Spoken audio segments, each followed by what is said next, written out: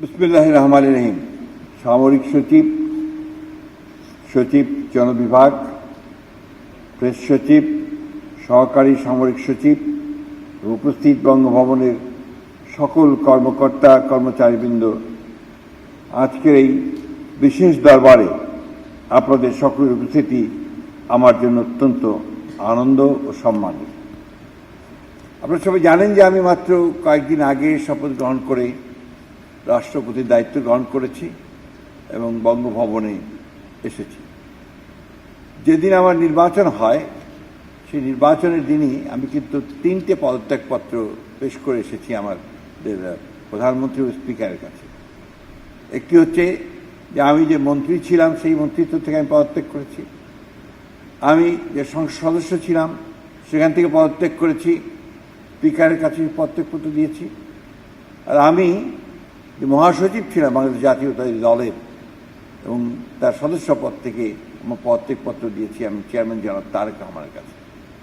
অর্থাৎ আমি এখন সম্পূর্ণভাবে একজন দল নিরপেক্ষ মানুষ এবং আমার রাষ্ট্রের রাষ্ট্রপতি হিসেবে দায়িত্ব গ্রহণ করার পরে আমি সব কিছুর রাজনীতির ঊর্ধ্বে আমি থাকবো বলেই আমি শপথ নিয়েছি এবং আমার জন্য কোনো রাগ বিরাগ অনুরাগ কোনো কিছুর জন্য থাকবে না।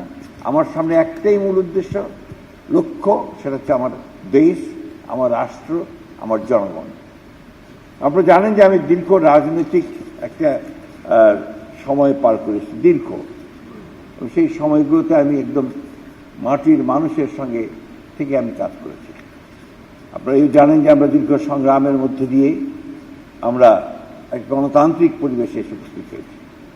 এই গণতান্ত্রিক পরিবেশে আমরা একটা প্রথমে আমাদের যে বিষয়গুলো ছিল, আমরা কিন্তু রাষ্ট্রপতির শাসন থেকে পার্লামেন্টারি ফর্ম অফ গভর্নমেন্টে আমরা এসেছি।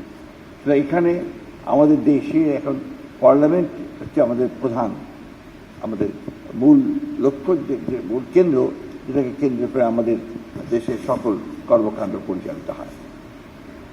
আমরা আজকে এই বঙ্গভবন, আমার চেয়ে আপনারা অনেক বেশি হয়তো জানেন, কারণ আমি একেবারেই নতুন এই বঙ্গভবনে। এই বঙ্গভবন হচ্ছে একটা রাষ্ট্রের প্রতীক, সার্বভৌমত্বের প্রতীক। এই বঙ্গভবন হচ্ছে আপনার ঐতিহ্যের প্রতীক এবং এটাই বা এই বঙ্গভবনই হচ্ছে আপনার মূলত পক্ষে যে রাষ্ট্রের যে মর্যাদা সম্মান, সেটা এখান থেকেই লক্ষ্য হয়, পরিচালিত হয়। আমি সর্বপ্রথম মহান আল্লাহ তাআলার অশেষ শুকরিয়া ও গভীর কৃতজ্ঞতা আদায় করছি যে তার অশেষ রহমতে ও করুণায় আজ আমরা সকলে সুস্থ সুন্দর নিরাপদভাবে এই দরবারে মিলিত হতে পেরেছি। আমি আল্লাহ তাআলার কাছে এই জন্য সবচেয়ে বেশি শুকরিয়া আদায় করতে চাই যে আল্লাহ তাআলা আমাকে আজকে তার অশেষ রহমতের মধ্যে দিয়ে আমাকে আপনাদের সামনে কিছু কথা বলার সুযোগ করে দিয়েছেন এবং আমাদেরকে দেশ ও জাতির সেবায় মনোনিবেশ করবার সুযোগ করে দিয়েছেন। আমি আজকের এই দিনে আপনাদের সামনে আমাদের দেশের, আমাদের জাতির যে মহান মুক্তিযুদ্ধ, 1971 সালের মুক্তিযুদ্ধ, সেই মুক্তিযুদ্ধের মধ্যে দিয়ে আমরা যে দেশ মাতৃকার স্বাধীনতা ছিনিয়ে নিয়ে এসেছিলাম, সেই যুদ্ধে, স্বাধীনতা যুদ্ধে, মুক্তিযুদ্ধে যারা প্রাণ দিয়েছিলেন সেই সমস্ত শহীদদের আমি শ্রদ্ধাভরে স্মরণ করছি। আমি আজকে শ্রদ্ধাভরে স্মরণ করছি আমাদের সেই মহান ব্যক্তি যিনি স্বাধীনতার ঘোষণা দিয়েছিলেন এবং যুদ্ধ করে পরবর্তীকালে যুদ্ধে সক্রিয়ভাবে অংশগ্রহণ করে তার সহকর্মীদের সঙ্গে নিয়ে দেশ স্বাধীন করেছিলেন সেই মহান নেতা, স্বাধীনতার ঘোষক শহীদ প্রেসিডেন্ট জিয়াউর রহমানের প্রতি। আমরা দেখেছি যে শহীদ প্রেসিডেন্ট জিয়াউর রহমান এরপরে তিনি যখন দায়িত্ব পেয়েছেন রাষ্ট্র পরিচালনা করবার, তখন তিনি দেশে কিন্তু মৌলিক পরিবর্তন নিয়ে এসেছিলেন।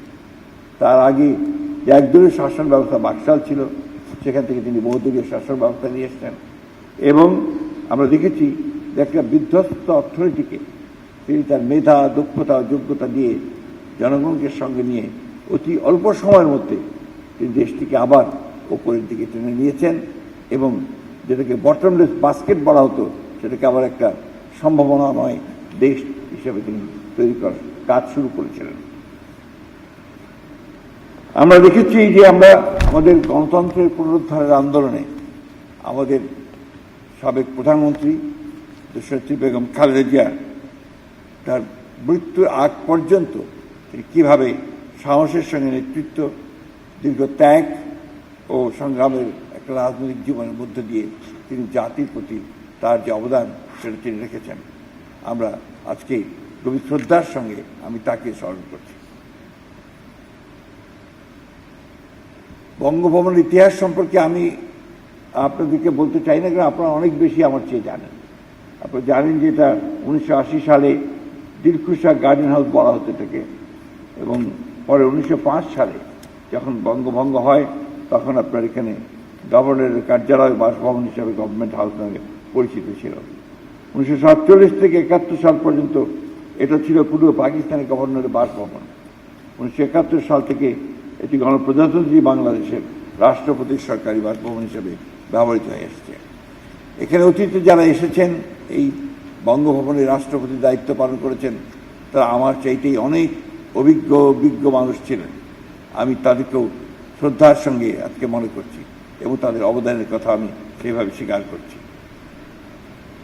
আমরা জানি যে আমরা এই বঙ্গভবন হচ্ছে বাংলাদেশের সবচেয়ে কেন্দ্রবিন্দু একটা জায়গা, যে জায়গা থেকে দেশের সার্বভৌমত্ব রক্ষা করার একটা প্রতীক এবং একই সঙ্গে দেশের যে স্বাধীনতা তারও একটা প্রতীক এই বঙ্গভবন। সেজন্য আমরা যারা এখানে কাজ করছি আমাদের দায়িত্ব হবে সকলের সঙ্গে একসাথে থেকে আমরা যেন দেশের স্বাধীনতা সার্বভৌমত্ব এই ব্যাপারে সবচেয়ে বেশি মূল্য দিতে পারি এবং দেশের প্রতি মানুষের প্রতি যেন আমরা গভীর ভালোবাসা, সম্মান ও রাষ্ট্রের প্রতি সবচেয়ে আনুগত্য রাখতে পারি, সেই বিষয়টা আমাদেরকে অগ্রাধিকার দিতে হবে।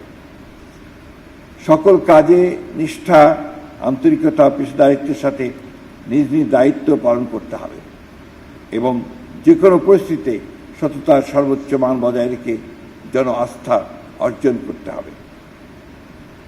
আরেকটি জিনিস আমাদের অত্যন্ত সততার সঙ্গে পালন করতে হবে, তা হচ্ছে বঙ্গভবনের আভ্যন্তরীণ তথ্য, দৈনন্দিন কার্যক্রম এবং গুরুত্বপূর্ণ রাষ্ট্রীয় সিদ্ধান্ত সংক্রান্ত সকল বিষয় অত্যন্ত কঠোরভাবে গোপনীয়তা বজায় রাখতে হবে, যাতে রাষ্ট্রীয় নিরাপত্তা কোনোভাবেই বিঘ্নিত না হয়। সকল রাষ্ট্রীয় ব্যয়ের ক্ষেত্রে আমাদেরকে সাশ্রয়ী হতে হবে, দায়িত্বশীল মনোভাব অবলম্বন করতে হবে এবং জনগণের অর্থ যেন অপচয় না হয় সেদিকে আমাদেরকে সব সময় সতর্ক দৃষ্টি রাখতে হবে। দেশের সাধারণ জনগণের করের অর্থ দিয়েই আমাদের এই সরকারি সম্পদ, যানবাহন, অন্যান্য সুযোগ সুবিধার সঠিক, দায়িত্বশীল, স্বচ্ছ ও জবাবদিহিমূলক ব্যবহার আমাদেরকে নিশ্চিত করতে হবে।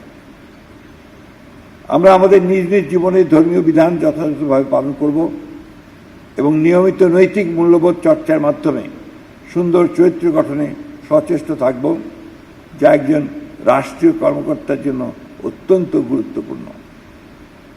রাষ্ট্রীয় দায়িত্ব পালনের ব্যস্ততার পাশাপাশি নিজ নিজ পরিবার, সন্তান সন্ততি ও প্রিয়জনদের জন্য পর্যাপ্ত সময় বরাদ্দ আমরা রাখব, যাতে কর্মজীবন ও পারিবারিক জীবনের মধ্যে একটি সুষ্ঠু, স্বাস্থ্যকর ভারসাম্য বজায় থাকে। শপথ গ্রহণ অনুষ্ঠানটা আপনারা খুব সুন্দরভাবে, সুশৃঙ্খলভাবে, মর্যাদাপূর্ণ ও সুন্দরভাবে সম্পন্ন করেছেন। এই জন্য আমি আপনাদেরকে, যারা জড়িত ছিলেন তাদের সকলকে আন্তরিক ধন্যবাদ এবং অভিনন্দন জানাচ্ছি। আপনাদের নিরলস পরিশ্রম ও পেশাদারিত্ব এই অনুষ্ঠানকে সফল করে তুলেছে। এই দরবার সুষ্ঠু, সুন্দর, সুশৃঙ্খলভাবে আয়োজনের পেছনে যারা নিরলস পরিশ্রম করেছেন সেই সংশ্লিষ্ট সকলকে আমি আন্তরিক ধন্যবাদ, গভীর কৃতজ্ঞতার জ্ঞাপন করছি। আমি আশা করি ভবিষ্যতে আমরা একই সঙ্গে একই নিষ্ঠা নিয়ে কাজ করতে সক্ষম হব।